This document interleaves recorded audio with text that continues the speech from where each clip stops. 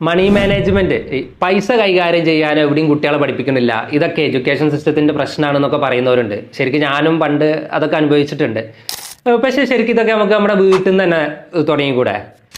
For example, ഇപ്പോൾ നമ്മുടെ വീട്ടിൽ കുട്ടികൾ വന്നിട്ട് എനിക്കൊരു നോട്ട്ബുക്ക് വാങ്ങണം, 50 രൂപ വേണം, അല്ലെങ്കിൽ കുട്ടികളുടെ അവിടെ പുറത്ത് പോകണം, ഒരു 200 രൂപ വേണം. അങ്ങനെ ഓരോരോ ചിലവ് ഇങ്ങനെ വരുമ്പോൾ നമ്മൾ ആ ക്യാഷ് എടുത്ത് കൊടുക്കുന്നതിന് പകരം ഒരു മാസം ഏകദേശം അവൻ എത്ര ചിലവ് വരുന്നുണ്ട്, ഒരു ഫോർ എക്സാമ്പിൾ ഒരു 1000 റുപ്പീസ് 1-ാം തീയതി തന്നെ കൊടുക്കുക. എന്നിട്ടൊരു വാണിംഗ് പോലെ പറഞ്ഞാൽ മതി, ഈ ഒരു പൈസ ഈ മാസം ഉള്ളൂ, ഇനി വേറൊരു എമൗണ്ട് തരില്ല, പെട്ടെന്ന് തന്നെ എല്ലാം കൂടെ ചിലവാക്കിയാൽ ഇനി തരില്ല എന്ന് തന്നെ എടുത്തു പറയണം.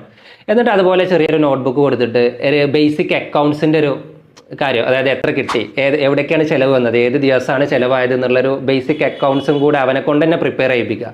അങ്ങനെയൊക്കെ ആകുമ്പോൾ ശരിക്കും നല്ലൊരു മണി മാനേജ്മെൻറ്റ്, പൈസ എങ്ങനെ മാനേജ് ചെയ്യണം എന്നുള്ള നല്ലൊരു ഐഡിയ അവന് വളർത്തിയെടുക്കാൻ പറ്റും.